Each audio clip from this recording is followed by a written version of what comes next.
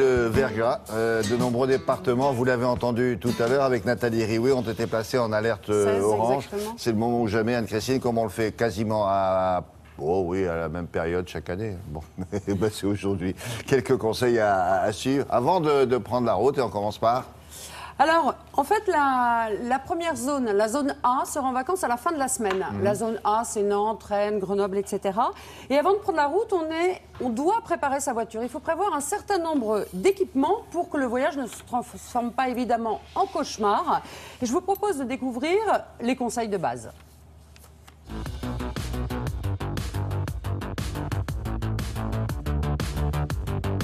L'hiver, encore plus que d'habitude, il faut vérifier qu'on a une bonne visibilité, c'est extrêmement important, et vérifier que tous les organes de sécurité sont en bon état. Le pneu hiver, comme son nom l'indique, n'est pas seulement valable pour la neige, mais à partir du moment où la température est en dessous de 7 degrés, avec un pneu hiver qui a des gommes différentes, des structures différentes, vous avez une meilleure distance de freinage. Il est absolument important d'avoir les 4 roues équipées de pneus hiver. Si vous mettez les 2 roues motrices, vous allez gagner un peu en motricité, mais vous n'avez plus de tenue de cap, vous avez des problèmes de freinage. Donc il faut absolument 4 pneus hiver.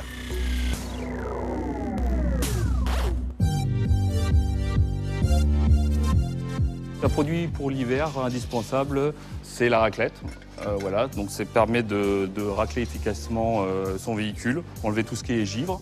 Il existe sous différents formats, sous forme de moufle, avec le grattoir pour madame, si elle a froid à ses mains, pour cet hiver.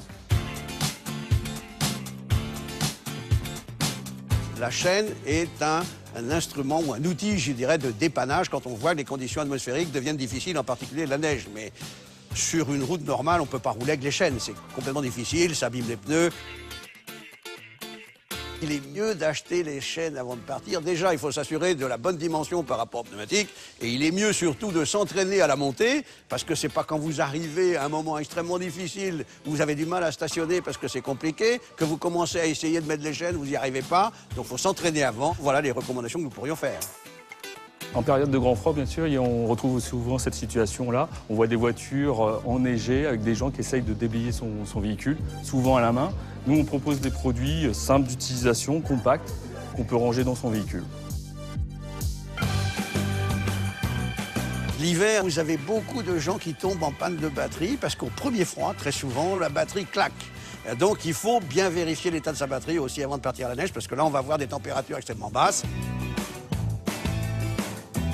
Quand on part à la montagne, c'est l'hiver, il faut s'assurer qu'on ait une bonne visibilité. Pour avoir une bonne visibilité, il faut qu'on ait le liquide dans le lave-glace, protégé du gel. Il ne faut pas oublier non plus de vérifier à chaque fois qu'on part, d'ailleurs, hiver comme été, tous les organes de sécurité, que ce soit les freins, de bons freins, que ce soit les amortisseurs, de bons amortisseurs. Il faut aussi vérifier tout son éclairage, que tous les ampoules fonctionnent bien, qu'on ait les ampoules de rechange. Vous voyez, il y a un certain nombre de choses qui sont du bon sens, qu'il ne faut pas oublier.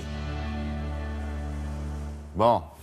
Alors, mettre les chaînes, évidemment, oui. S'entraîner avant, ça paraît basique, mais c'est vrai que c'est quand même plus facile de s'entraîner au sec. Il faut bien centrer les chaînes, parce que sinon elles peuvent éventuellement casser. Bien mettre la chaîne. C'est vrai que c'est pas toujours, on n'a pas le courage, il fait froid, etc. Prévoir une paire de gants assez fins, parce que mine de rien, ça peut durer un certain temps, si on a un petit peu de mal. Les garder à portée de main, parce que souvent on a les chaînes, on charge la voiture. C'est mieux de les garder accessibles. Qu'est-ce que vous voulez dire ? En haut dans le coffre, pas en dessous? Pas en dessous, pas en premier dans le coffre, puis tous les bagages. Parce que s'il neige et qu'on doit sortir tous les bagages, ça peut créer certaines tensions dans la famille. Oui. Voilà. Et puis le... Ben oui, hein, les tensions, faut faire attention. Il faut faire attention. Alors pour les chaînes, il y a à peu près tous les prix. Moi, je vous conseille de prendre des chaînes à partir de 50 €, parce qu'il y a des chaînes moins chères, mais il y a des chaînes qui sont très compliquées à mettre.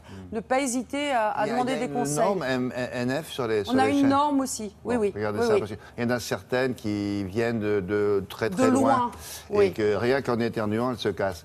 Donc faites attention. Merci beaucoup, Anne-Christine. Dans quelques instants.